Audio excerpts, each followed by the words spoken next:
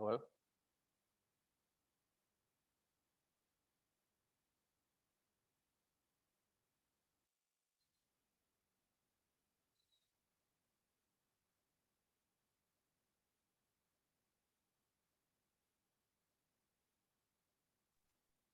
Hello?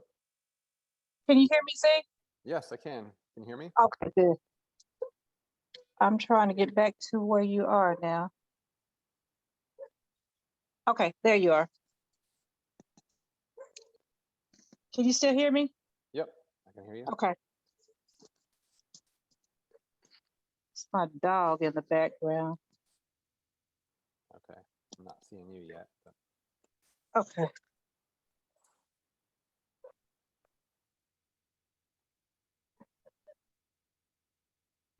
All right. I did it on this phone because I know my child will probably call me on my other number and it'll cut me off. Okay. Okay. Let's see. I see your name. Are you wanting to do your video or no? Am I what? Are you wanting your video to show up or no? Oh, see, I did this on the phone and I was gonna pull the do I need to do it on my computer and have it, because I have my computer open so that I could go to whatever I need to go to. Okay, that'll work. I was going to do a screenshot, but you can look up on mine. Oh, okay. So if I pull it up on the computer, it might be better. Yeah, it might be easier for you to see. Okay, that's no problem. I didn't know if you were gonna have me go to anything. Well, I was So gonna pull it up on my screen. okay. Let me pull it up real quick then.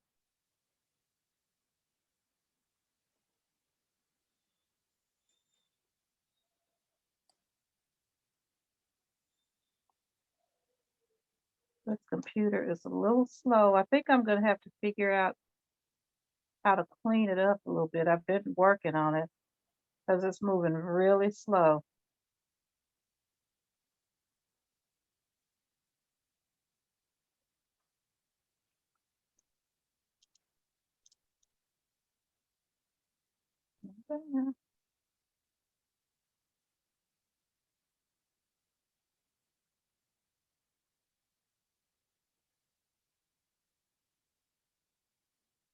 Oh, this is really strange that I'm having these problems with it. Let's see. Yeah, see if I can do it a different way.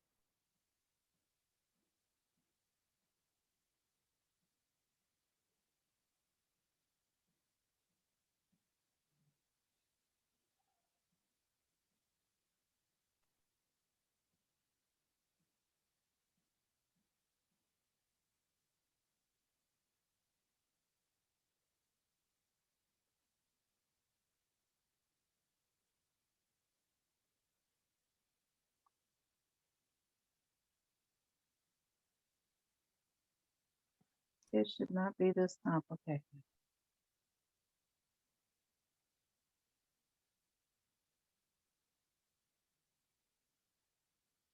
Let's see. Okay. Now,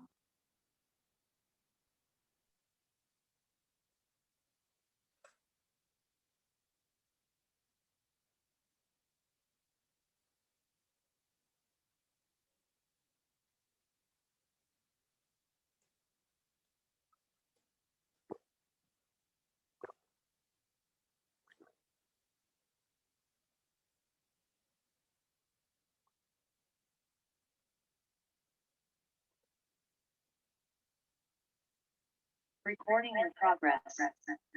oh, let me turn this one on. Okay.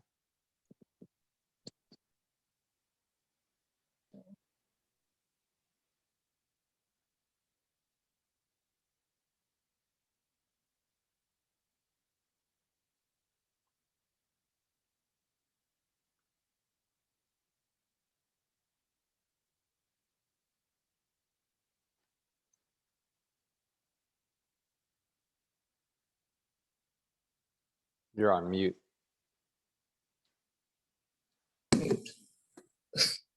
Okay, now. Okay, Okay, good. great. So are you seeing my screen right now? It's over here in the corner and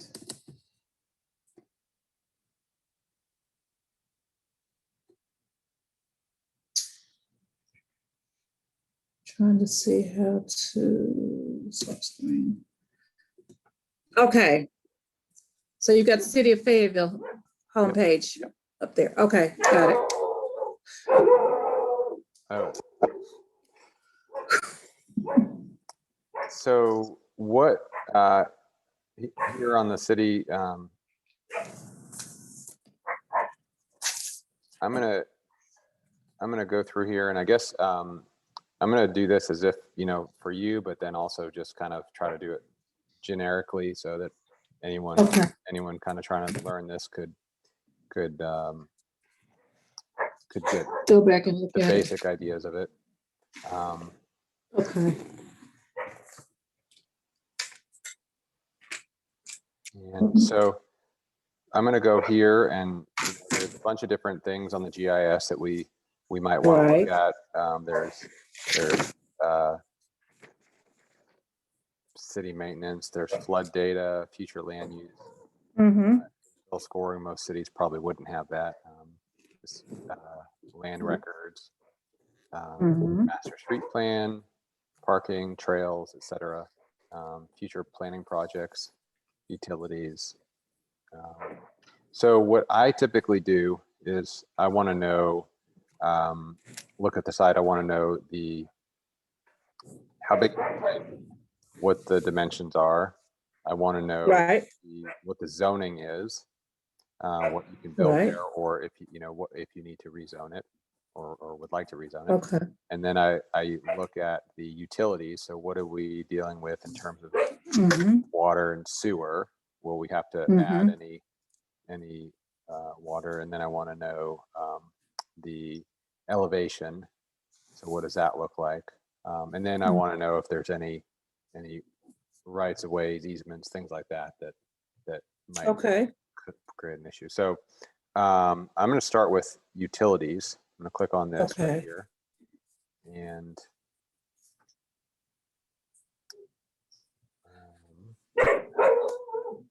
so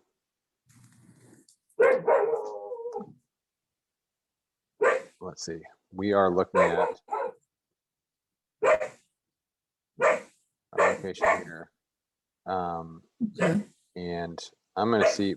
Would you be able to put on mute here, and then just that because the dog's barking in the background? Oh yeah. And then I can do that. If you have questions, you can unmute and ask me. Okay, so we are looking at this site right here. This is 119 Rock Street. And so first off, what I do is I say, okay, well, I'm seeing a water line here in the blue. I see a water line right here. Now this water line here is 1 inch. I think that the city likes to have a minimum of 2 inches. Right now, I think a lot of times they want 6 inches. This one over here is 6 inches. If it's just serving a few houses, they'll do 2 inches. So, it's serviced right here. If we were wanting to have a house facing this way, we'd have to think about that. Now, there's sewer right here. It's 8 inch. It says unknown. I'm not sure. Let's just assume that it's, it's 8 inch, so it's decent capacity, but there's no sewer along this line. So if we were wanting to have a house that was situated right here, for example, we would either have to extend the sewer from this low location. I just happen to know that this is lower than it is over here. So we'd have to extend it from here up to here. Or what we have to do is potentially, split the lot such that, you have a house right here and then you have sewer come in the back and come right here. So So if you did it right here, it would be public. So you'd have to have, work with the city and engineering to install that. If you did it right, from here, it would be a service line, a private line. What that would mean is that it would be cheaper, but you would lose some of the space. If you were wanting to have a house, if you want to have a house right here and a house right here, you wouldn't be able to, you'd have to have probably a minimum of 10 feet of space Okay. where the sewer comes in here. So, And FYIZ, Mhm. this sewer line that you were referencing that you said is lower, Mhm. that's the one that runs across my property, Yep. that one. Yep. Okay, just making sure you knew that's where we were. Let's see. So that's kind of where I start. So then I want to let's look at some of the other things here. Oops. Look at the layer list. Can I ask you another question Sure. about the sewer line and water line? Okay, you said if there's a house that's actually facing rock rather than willow, either we have to access now. Can both of the waters access Willow Street, or does there have to be the changing out of that 1 inch to a larger one for the one that would face Rock Street? Does that make sense? Well, it's sort of the same thing. So essentially, you could access the water line from either one. It doesn't matter. The difference is that you Lose property. that you can't, you lose property, and you can't cross property lines with water and sewer lines. So you couldn't you couldn't just run the water line over this way to right here and drop it off. So that's one concern. And then I guess the other thing that I should mention too, let's just see. I don't think on this one we have the slopes, but it's a lot higher over here than it is over here than it is here. So we're running downhill here. So let's just say you did have a house here. I said you could run the sewer from here to here, but really what we're doing is we're running the sewer from the house out to the street. And, this elevation may be below the sewer line that's here. So that would have to be measured. So, the sewer line could be, 5 feet under the surface of the road. It could be 10 feet. We wouldn't know without actually getting out there and measuring it or having someone come and measure it. So let's just say it was 10 feet down and this was 5 feet below. You might be able to make it work, but there is a pretty good slope here. So going this way, and I just, for this purposes, I think I'm gonna see if I can just pull that up here. This has the contours, just so we can look at that real quickly.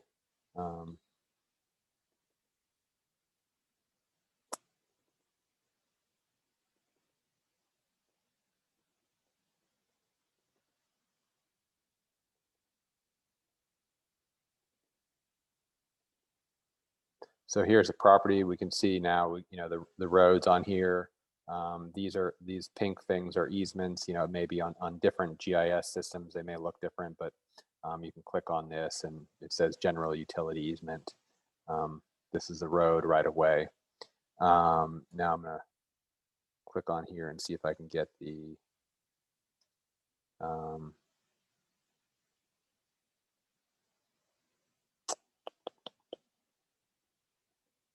okay, contours. Maybe it was on the other map too. But okay, so here's the contour. So this is 1337 right here at the street, 1338. So, and then if you were to go over here, this line is 1325, 1326. So we're looking at 26 to 37, 11 feet if I'm doing my math right. So 11 feet of drop over here. And so it's going to be highly unlikely that, maybe, maybe the sewer's 15 feet down. I don't know, probably not though. It's unlikely that you're going to have, be able to get the sewer over here. What you could do, I guess you could have a pump. I have never dealt with that. It is possible, I guess those, can fail over time. But that is a possibility if you have an issue. One other thing to note here is all of this elevation change right here. So I don't know, when I drove by there, I noticed there was a lot of trees there. I don't know, I didn't get out and look, so I don't know what's going on, if those are, just rocks or what, but that's going to be challenging. There's to a develop right there. there's a drainage ditch right Okay. between their property and the church's property. There is a drain. That's what I was saying. I didn't know if it was a protected stream, like a tributary to the stream, but the city said it's drainage. Okay, yeah, so over here you can see the creek right here. I'm gonna do the contours, so you can see that. Well, natural features. Let's see if that's that may be on another one. So in any case, that's not, we don't have to worry necessarily about stream. However, it is going to be drainage. There's, it's a big hill coming off over here, so you're gonna have to deal with the drainage because the water is going to be flowing that way. Right. So going back to looking at the contours now, pull that up. It's something that we're going to have to address if you get over into that area. I'm going to remove the contours. Now what I want to do is look at the just the overall dimensions. So I'm going to pull up the ruler and I'm going to look. Where did you do that? There's a ruler right here. Okay. I'm going to get this ruler and look at the distance, and we can say, okay, well, from this corner to this corner, we are looking at 114 feet roughly. And from this corner to this corner, it is 92 feet. So 92 wide by 114. We can clear that, let's just see if it's how square it is. Oops.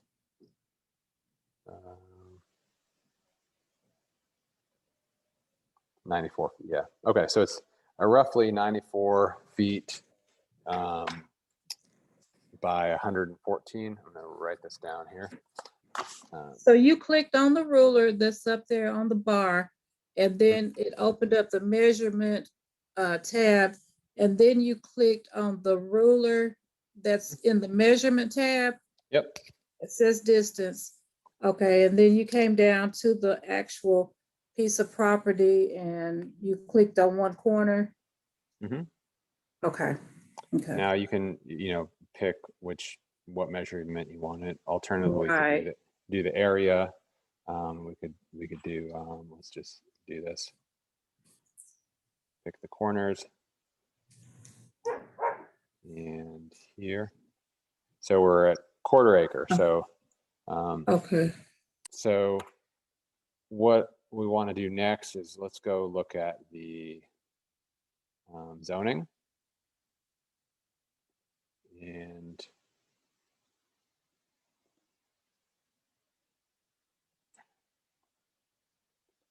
zoning. So this is zoned RMF 24. So that means residential multifamily, 24 units per acre. So if we have a 1/4 acre, we say, okay, well, it's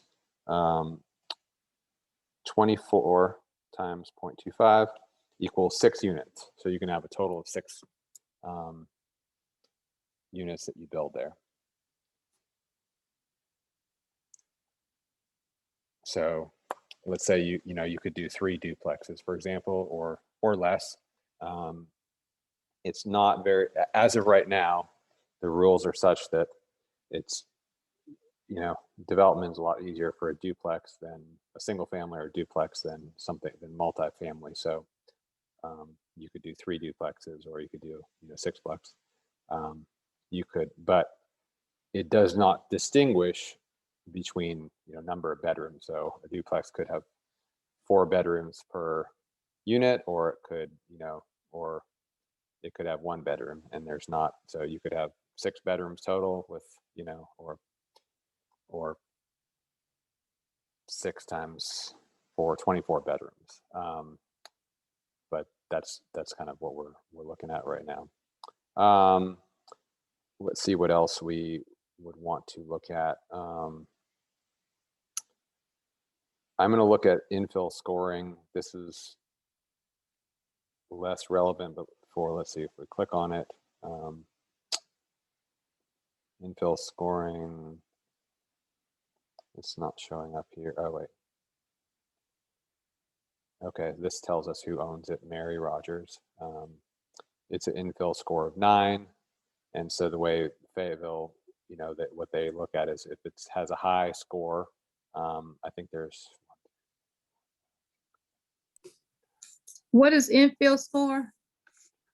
There's maybe 15 categories. And so the higher the number is, the more relevant it is for infill. So if the city is wanting more infill, they're going to say, okay, well, this is an appropriate place because it's near a public school, it's near a grocery store, it's near water and sewer, you know, it's close to fire. It's not out on the outskirts where they're going to have to build new infrastructure, things like that. So it's going to be, you know, maybe close to a bus stop, things like that, where it's more walkable.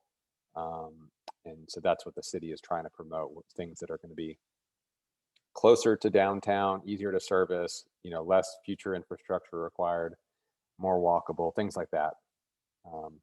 So if, and where this comes into play is if you wanted to rezone it, let's just say it was zoned residential, single family, 4 units per acre. Well, you have a 1/4 acre, and there, you know, you're not going to be able to build anything more than that because it's, but in this case, it's already zoned residential multifamily, 24 units per acre. So that's not really a concern for you, but just something that, you know, if you're looking at another piece of property and we're wanting to rezone it, that'd be something that you look at. Now, you know, you already know this, but for someone else looking at this, you know, if you zoom out here, we're looking at this property, and right over here is the federal building, and right over here is the downtown square. So we're very close to downtown. So it's you know, very, very close proximity here. Downtown. Let's see here, layer list. I'm going to get rid of the zoning. And we know water and sewer utilities. So going back to the property, I said it's 94 feet wide by 114 feet. However, something that you have to consider is that the city has a master street plan, which says that if you are going to build, you have to respect so currently the street is, we can measure it. It's going to be, let's say 25, you know, 23, 25 feet across, right? But what the city wants is they want the street to be, let's say 25 feet wide, but then a 6-foot green space and a 6-foot sidewalk. And changes depending on where the location is. So I'm just gonna say that. So let's say let's say it was 24 feet across. The center line is 12 feet. It's 12 feet, and then you have 6 feet for a green space and 6 feet for a sidewalk. That means 12 plus 6 is 18 plus 6 is 24. So, you know, let's just say you might lose an additional 5 feet here. I'm not sure what it's going to be. We'd have to get a survey to know, you know, and it may be actually that right here you might not lose any space, but right here at the corner you might lose, because it's pretty close to the street, you might lose 10 feet. I don't know what that number is, but let's just say we might lose 10 feet here, and then similarly on this side we might lose another 5 or 10 feet. So, you know, just to be on the safe side, we can say, okay, well, it's instead of 94, we might say it's 84 feet going across by 104 feet. 104 feet this way, just to be safe. Does that make sense? Yes, it makes sense. I guess, do you measure it from the center of the street?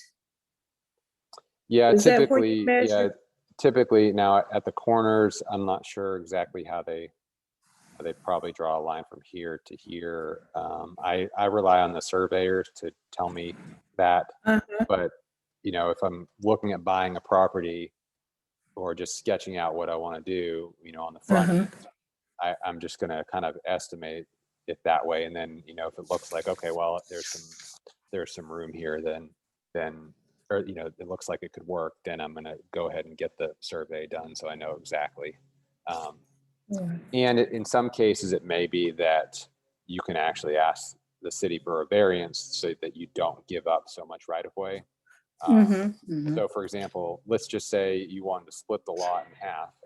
You want to build over here, but you want to keep the house. Well, typically when you split the lot, they require you to dedicate the right of way. So let's say you split it down here. Well, they say, okay, well, instead of having this right here, you actually have this right here. So you lose that. But because you have this house here, you know, if you keep that house, then you obviously can't give this right of way. So you would then have to ask for a variance from the city to say, hey, we would like to split the lot. We would like to build over here, but we're going to keep the house and renovate it. And so then the city presumably would say, okay, well, that's allowed. No, I mean, I guess they could say, no, we're not going to do that. We're not going to let you split the lot. But I think probably they would say, you know, that's okay. And then it may be, you know, that they say, well, if the house is ever torn down, then we might come back and say, well, we want that space. But just something to consider there. Well, when Andy was looking at it, he said, you know, he says RMF 24, and he said, well, you know, you could technically build really close to the street, you know, right up there to the street.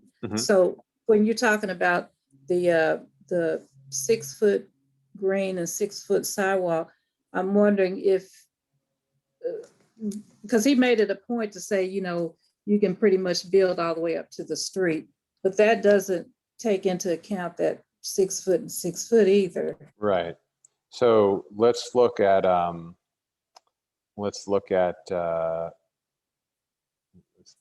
zoning requirements. Let me see if I can figure out how to move this. What I would like to, okay, here's what I'm gonna do. We're gonna go over here to the, this is the Muni code. This is the code for the city. Library, this is specifically for Fayetteville. I think they house a lot of different city codes, but we're going to look at the development code, the Unified Development Code. And we are going to then look at zoning regulations.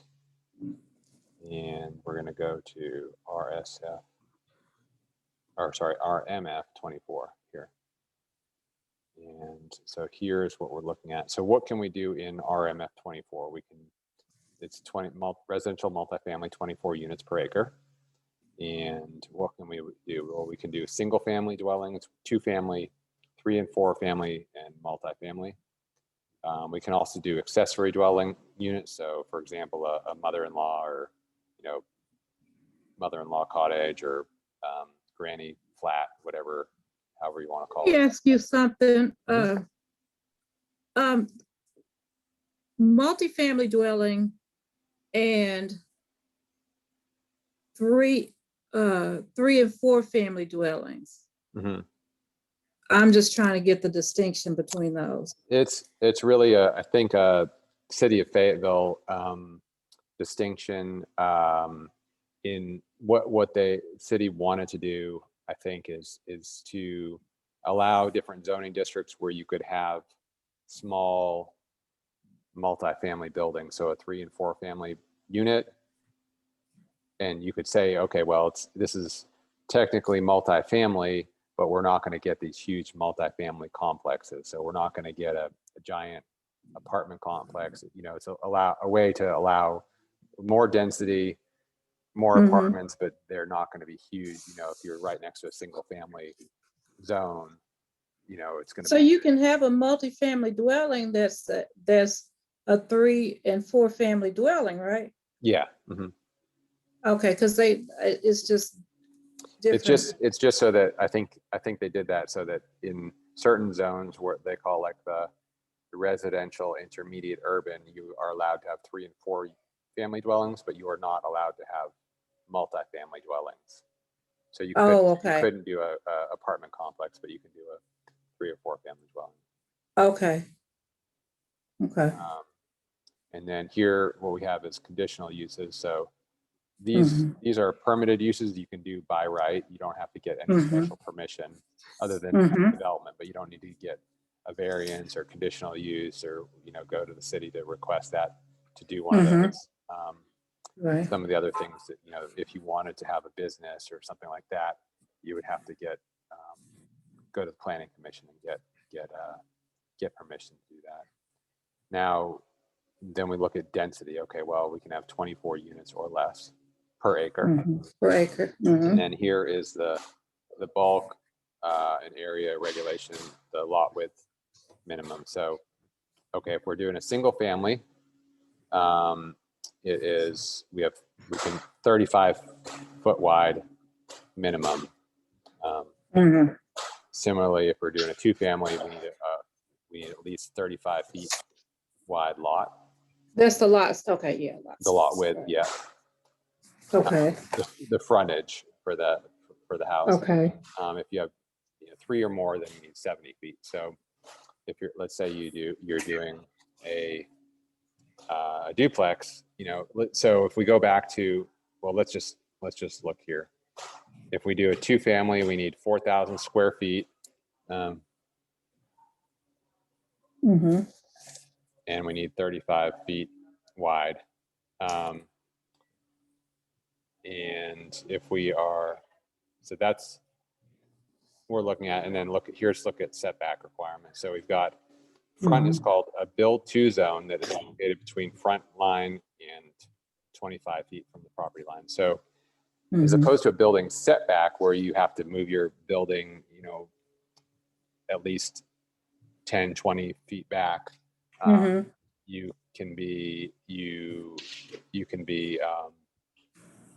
you can actually be close up to the road up. So you could be, there's a green space in the sidewalk. You could actually be essentially touching the sidewalk. So, if you're in New Orleans, for example, and you see some of the houses there in the French Quarter, they're actually, they have stoops right next to the sidewalk. Right. So you could do that. Let's see. Okay, I may have to do a second meeting here because we have 10 minutes left. So then we on the side you have if it's single and 2-family, you have 5 feet setbacks on the sides, and in the back you've got 20 feet. Okay. And then here you've got your building height. Maximum is 2 stories. Right. 3 stories and 5 stories. So if you're building a portion that's within 0 and 10 feet from the property, you can have maximum height of 2 stories. And if it's further, if it's 10 and 20 feet, it can be a maximum of 3 stories. Right, So that kind of, gives you a feel for what okay. that is. So if we go back to over here, property, and we say, okay, well, you can build 35 feet wide, and it's 100 and let's say it's 104 feet. 104. And we divide that by 3, we get 34.666 feet. So basically 35 feet there. So now when you count frontage, you say, okay, well, if it's on a corner, this counts for both. So let's just say we said, okay, well, we need 35 feet here. We're going to go 35 feet here. We're going to go 35 feet here. That makes 70. And then we're going to go, and we're going to have to actually cut it over here. So we have, let's just say we have 35, we're at 70. We have 30 more feet. That brings us to 100. And then but we still have this frontage right here as well, which counts. So we would be able to count that as frontage. So we could split it 3 times here. Now you could probably also, alternatively, you could go 35, 35, 35 here, and put a 4th one here as well. That would give you enough frontage because you'd only have to have 35 feet here. So you could do 35 here, 35 here, 35 here, and then, whatever this is, but you still need, a driveway to get in potentially. So, Right. if you could make it work, it seems challenging to actually, plus you don't have the sewer line here. So, Right. and the water also you might have to expand that as well. So it's possible if you really wanted to maximize your space, that certainly might be doable. I'm not sure with parking and with driveway access, what that would look like, but it is. Yeah, they would have to access on that side. So if there were 3, then would 2 of the sewer and water lines have to go on the East Rock I'm gonna side? switch it over here. So if you have sewer and water right here. So you could have water and sewer connected to this lot, water and sewer connected to this lot, and water and sewer connected right here. Oh, okay. And so what I could imagine is, you come in here, you drive right here, and then park right here for this house, or duplex, drive here, park right here for this one, and then Right. or sorry, you drive in at the back and then pull forward. Okay. So when you talk about having to tie in, that's the better route to go. Of course, I don't know why I'm asking this. Definitely less expensive than having to run those lines on Rock Street. Yeah, and typically, since we have existing lines. I'm not. It's hard for me to even guess, but let's just say it's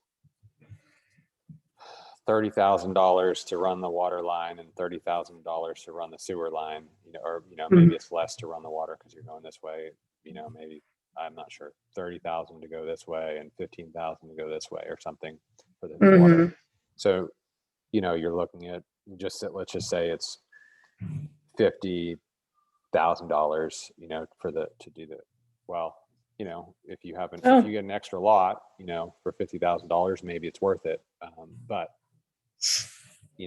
it's also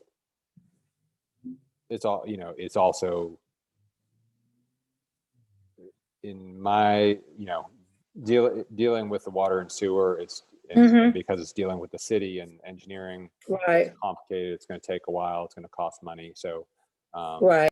if you can do it a more simple way, then that's preferable. But I mean, if it's, if lots are going for $200,000, then sure, paying $50,000 to get an extra lot is worth it. Assuming, that it the site layout makes sense. So it kind of when I look at it, it makes sense to me to think, okay, well, let's come in off here. We can have 3 units or 3 buildings, 3 lot splits right here, 1, 2, 3. It's on a slope. You could probably, you need, let's say, 25 feet for a driveway. Let's say you don't need 25 feet per driveway, but if you're parking and you're wanting to back up, if you're parked right here and you want to back up and then come out this way, 25 feet is a good amount of space here. So, you can have 25 feet, and then you may want to park under the building because there's a lot of slope here. So you may want to have a garage and then have housing on top of the garage, or a deck. But that's kind of how I look at it.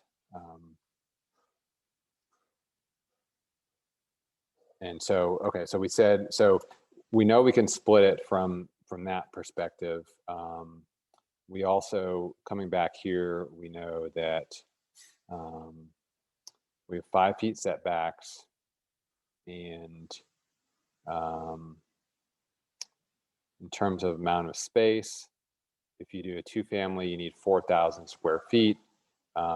Well, 35 times, if it's 35 times 84, that is 2940 square feet. So we would need, well, let's see, if you need 4,000 for a duplex, let's say 4,000 divided by 35 feet, you need 114 feet so essentially you probably are going to have a lot that's slightly larger than 35 feet. Does that make sense, what I'm saying, or no? I think I just glossed over that. So let's say you were doing a duplex. You were doing 3 duplexes, right? And you need 4,000 square feet of land per duplex. So if you take 4,000 square feet and divide it by 35 feet, which is your minimum frontage, you need a depth of 114 feet. So, and your lot is basically 114 feet. No, I'm sorry, it's 94. It's 94 feet that way, or 84. So that you will not have enough room to do a duplex. So if you did, let's say it's 4,000, and I'm gonna call it 94 for now, divided by 94 feet deep. You need a lot width of 42 feet going across. Does that make sense? And so you would need to have. Now say that again. If it's I would need a lot that's what across. So if you did 3 duplexes right here, and you did a duplex lot right here, you would need because you need 4,000 square feet for that duplex lot. And since you take 4,000 divided by, I'm